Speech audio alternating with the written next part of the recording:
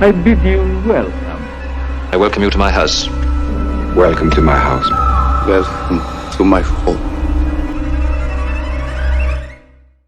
Hello horror hounds and welcome to my horror house. It's been pretty much exactly 24 hours since I saw Midsommar, and I wanted to let some of my first impressions sink in and percolate a little bit before I talked about the film.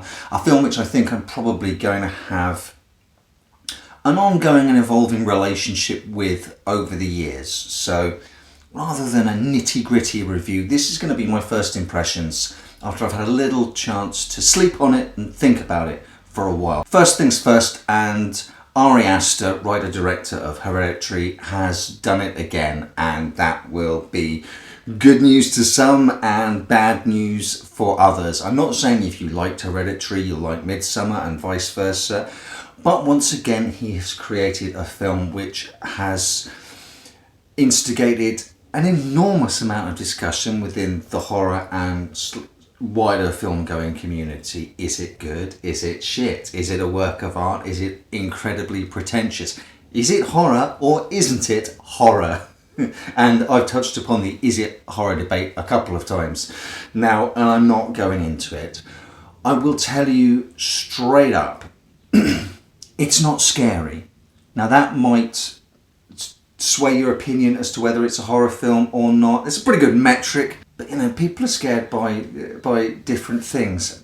I'm not entirely convinced Ari Aster intended the film to be scary, not in the way some aspects of Hereditary are scary. I think it's hilarious. Weirdly, it's like an American sex comedy through a horror lens, or sort of like in a similar way to Hostel was, although it doesn't live in the same ballpark as Hostel. Americans in Europe, I guess. American guys out to get laid in Europe, and Europe bites back. This isn't Porky's. It's a visual treat. It looks gorgeous. I think even reviewers and people I've heard from on social media who don't like the film, pretty much all to a person, say it looks amazing. And it really does. It's like a session with one of those light boxes that people have to help them out with seasonal affective disorder, which I think I could probably do with one in real life, because this film and Disney's Moana, by the way, had exactly the same effect. All the blues and the vibrant colours in Moana, and similarly all the colours in Midsommar. Just it seems to be a 2.5 hour therapy session for me. And yes, the movie is 2.5 hours long. The pace is deliberate. The shots are lingering. This is not a whiz-bang film. It's much more of an immersive experience.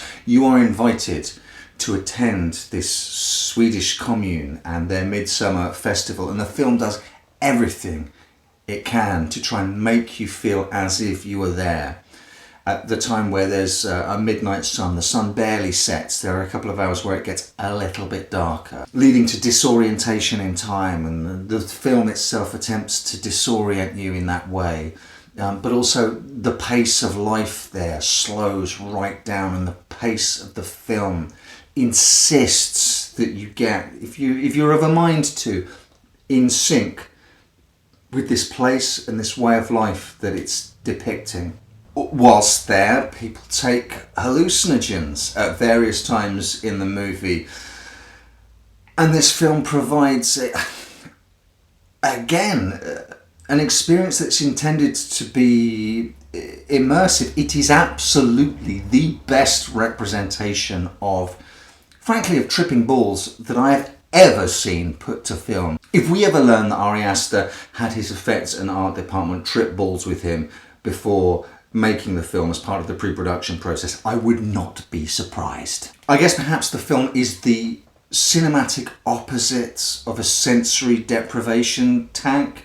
Midsommar truly does transport you somewhere else, and if you're down with that, then the experience is mesmerising. If you were hoping for a nerve-jangling horror film, you may well be intensely frustrated by Midsommar. Florence Pugh as our lead, Danny, is captivating. Aster has found another face to use as a muse in the same way he used Toni Collette's face in Hereditary as a special effect all of its own. Given what I've just said about the mesmerising effects the film had on me, the immersive effect it had on me, I did find myself on occasion, because the film considers Florence Pugh's face a lot, I found myself sitting in the dark sort of considering her mouth, considering the arch of her eyebrow as though it were a piece of work, or as though, well, I guess as though I were tripping balls and just becoming monomaniacally fixated on a thing for long periods of time. And Aster gives you time to let your mind wander, but never wander without a purpose. Never wonder if you left the gas on. Never wonder what you're going to have for tea. Much of the film is concerned and concentrated on the interior of Florence Pugh's character, of what's going on in Danny's head, the emotions and the things she wants to say that she keeps constantly contained until she doesn't contain them anymore. And for sure, for lots of people who are well versed in the history of horror movies, there are allusions, there are references, Easter eggs even, I guess you might call them.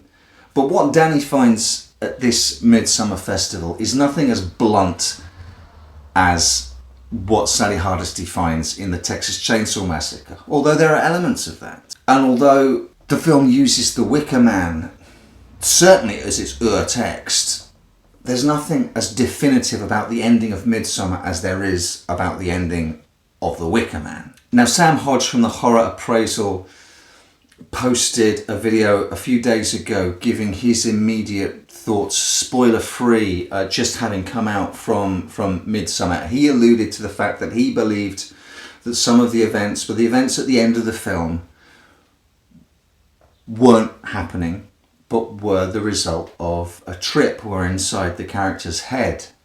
I disagree 100%. This is part of the stuff that people find absolutely frustrating about Ari Aster films. It's part of the thing that energizes me about his films. I completely disagree with Sam. I think what happened at the end absolutely happened as you see it, and I found it to be one of the most cathartic experiences I've ever had watching a film. I broke into applause at the final image, and that is not something we Brits do at the cinema. By the way, Ari Aster being Ari Aster, apparently I was the only one applauding. But I honestly felt revitalised. I felt like something had been released.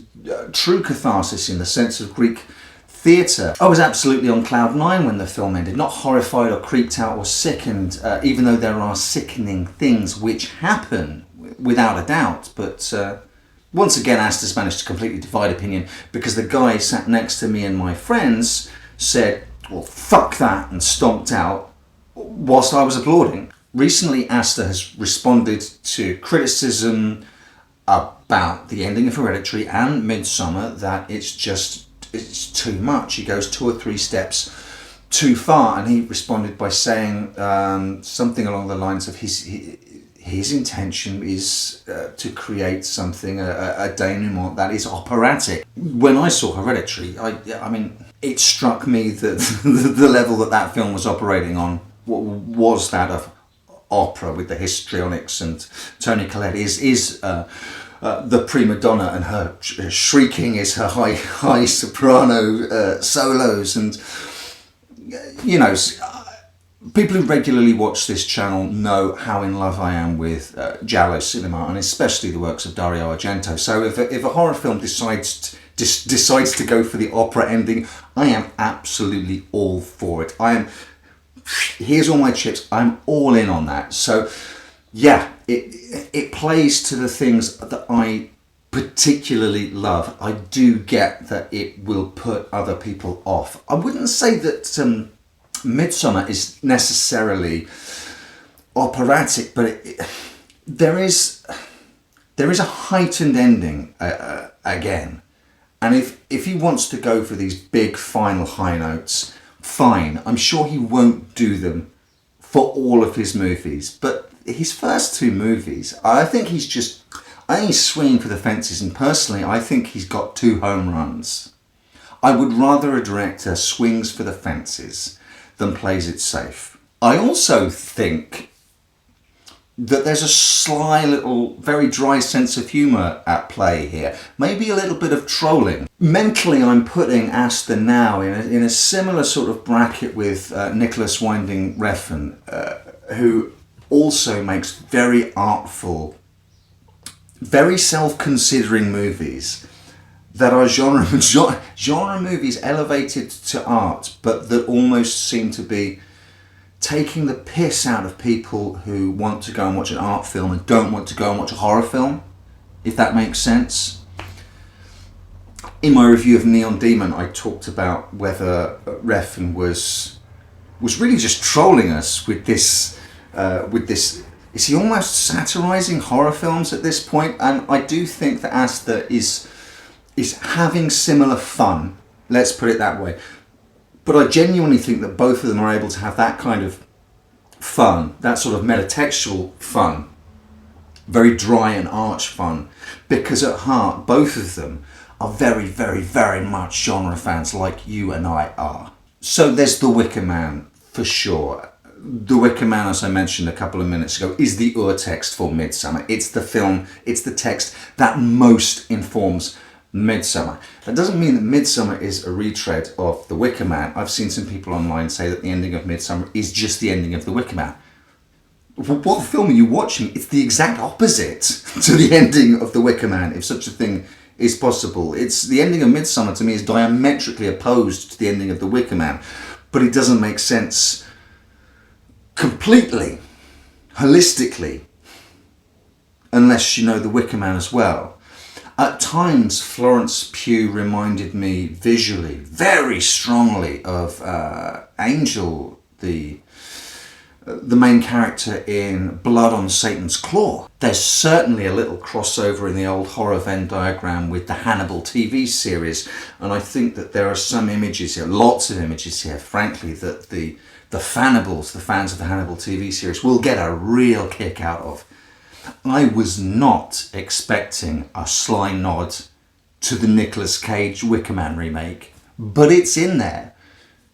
The only reason I can conceive that is in there is because Aster is having fun. There will be a Midsommar drinking game in the same way that there's a Withnail and I drinking game. And I have no doubt that there will be people going to summer festivals or their own outdoors parties or camping parties or just going to get shit-faced in the woods who will try and replicate the Midsommar experience to some extent. When I saw Hereditary, I couldn't wait to see what Aster would bring us next. Now I've seen it, and I can't wait to see what he will bring us next. I've come to terms with Hereditary. I think I know how I feel about that. I pretty much knew how I felt about it on first viewing, and then when it came out on home release, I got it on Blu-ray and watched it again, and it sort of confirmed what I thought, and I said, yeah, definitely, no reservations anymore, that's a masterpiece. I think my relationship with Midsommar will evolve over the years. I think it's a film I will continue to return to, and I think my position in relation to Midsommar will change. It's a relationship I'm looking forward to having, and once again, more so than ever, I cannot wait to see what Ari Aster does next. He might confound us all and just do a fucking flat out teen comedy, and I will be there for that.